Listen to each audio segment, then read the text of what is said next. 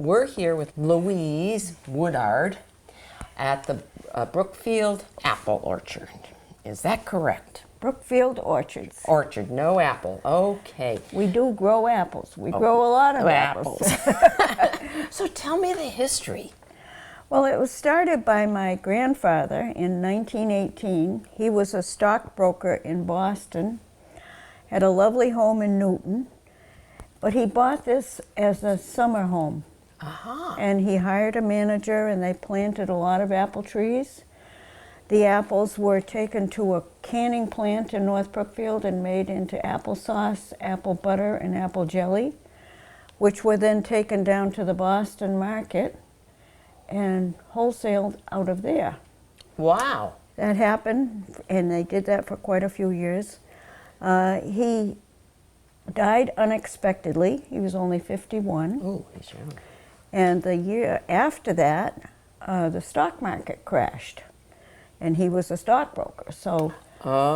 he got hurt quite yes, badly. well, he passed away, so his wife, my grandmother, and her son, my father, moved here.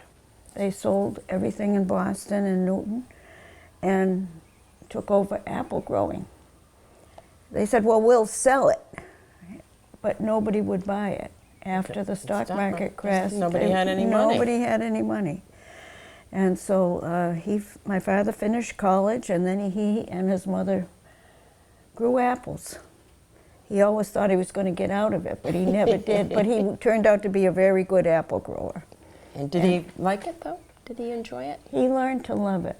He did, Yeah. And he was a very smart man, and so he was up to date on all the new things that were going up on and all the new technology and everything. So he did well.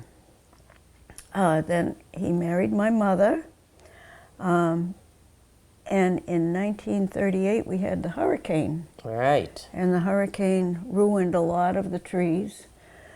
And it was in September, which of course when all the apples were around, so they packed them up on a truck and sold them on Route 9, trying to preserve what they could. What they could, and that worked. So it was a struggle for many, many years, and so over the years, we progressed. We were only open until Christmas time because after that the apples were not really good quality. And that continued until the 60s when we put in new refrigeration, which is called controlled atmosphere cold storages, and that's a refrigeration system where the apples are put in, the room is sealed, and the air is controlled. They control the air that the apples breathe and put them in a dormant state. Really? So as long as the apples are in that room and the air is controlled, they stay just as fresh as the day they were put in there. So that's why we have all the fresh fruit year-round, is because of all this wonderful refrigeration. Is that what happens to apples in general? And you know, we get apples at grocery stores. Do they do that? Is that why we're able to? Because they put them in this kind of container. I never thought about it. Yeah. Yeah. Yeah, but you think back, you think, I never got fresh apples in February. No, you never thought about it. No. And I kept thinking they were coming from another country, but they may be well, right there. now they are. They are, because in South America, their seasons are opposite. So we do have fresh fruit all year round, which is wonderful for consumers.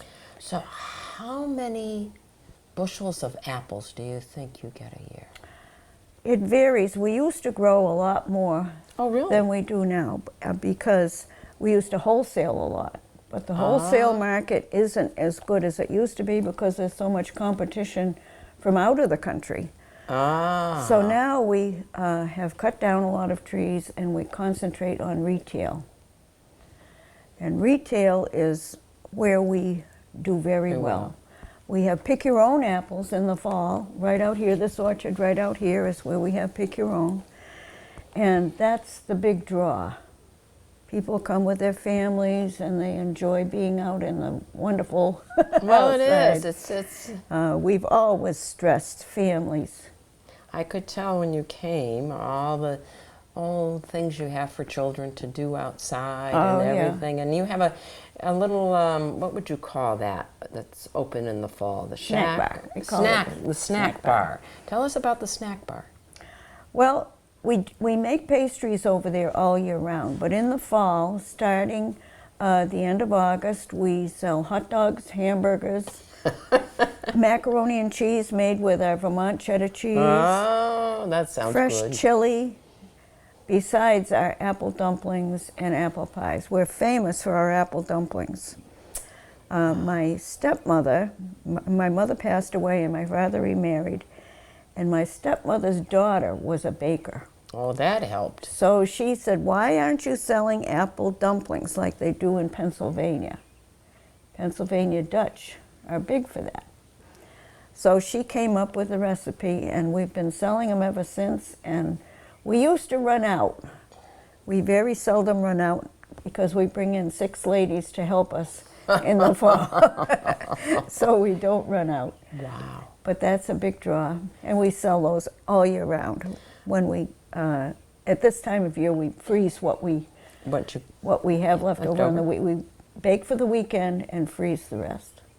So we always have apple dumplings available. So that's one of the things you're known for. And Yes. you have quite what we would have called a penny candy store here. They're no longer penny candies. Don't know anybody that has a penny candy. No. But I can see you have quite a large selection of candies. Yes. And you have all sorts of different things on your walls, like bones and Yes, yes. My stepmother was very into making people want to come and browse around. We're 3 miles off Route 9, so if you want to come, you don't come for a bag of apples. You come to look around, get the candy for the kids, and just poke. We have all these little toys, so Grandma can bring the kids Yeah. and spoil them. And did you grow up in this property? I grew up here. Where I grew up is around the block. My daughter and her husband now live in this house. She's the bookkeeper. He's the vice president and general manager of the outside stuff. He also is manager of the inside stuff. I have a grandson who takes care of all the outdoor pruning and picking Wow. and all that, and a granddaughter who does all this. Wow. She's a real dynamo. She's out there doing new things. In fact, they're at a trade show today. Otherwise she'd be doing this. She's better at it than I. Oh, I don't know about that. No, I haven't met her. You're doing great. But she's always coming up with new ideas and things. And being young, she knows what the young people want. That's very true. Quite often she'll say, Graham, I want to do something. I go, But then she'll do it, and she's right. So Well, that's great. I'm learning to step back. It's not easy. I was just going to say, is that I often trip over myself. I understand that feeling. We can relate to that. Yeah. But, Anything else you can tell us? one of the things that we like to do is say we're making memories. And that's something that we nice. stress. We have all these consignment things here.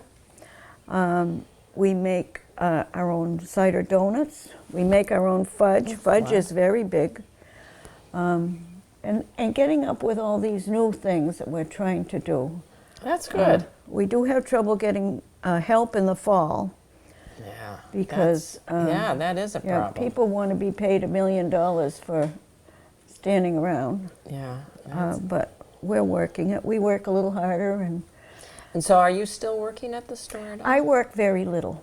Okay. I work just when she needs me. Then she'll call you. You're kind of like a per diem person, we call you. I come in quite often, but she says, you can go home now, Graham. So I do.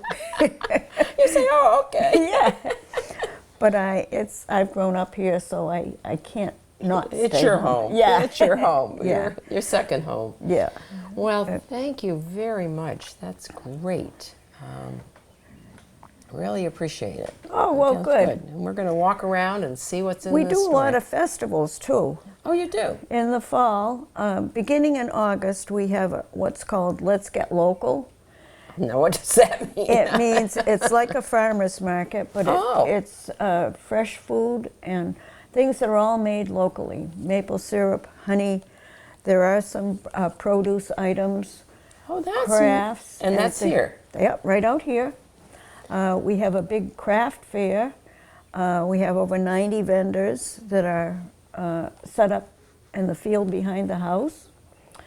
And then we have, for Halloween, we have a Halloween party for the kids.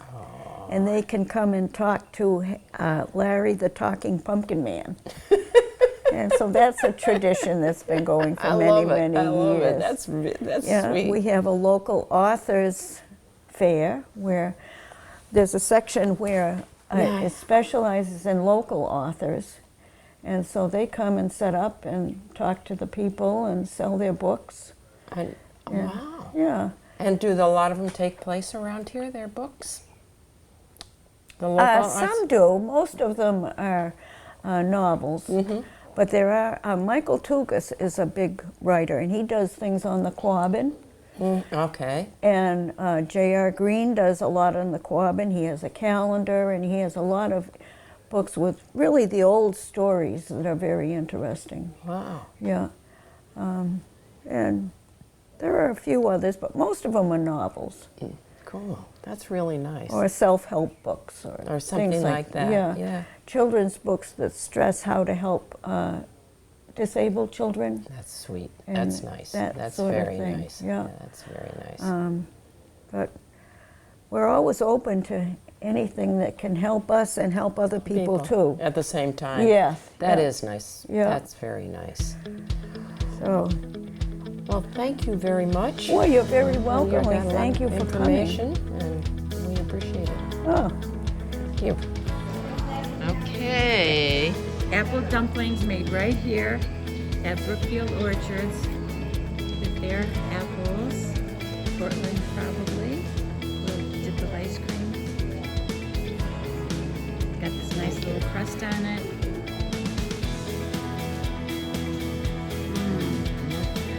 That is so.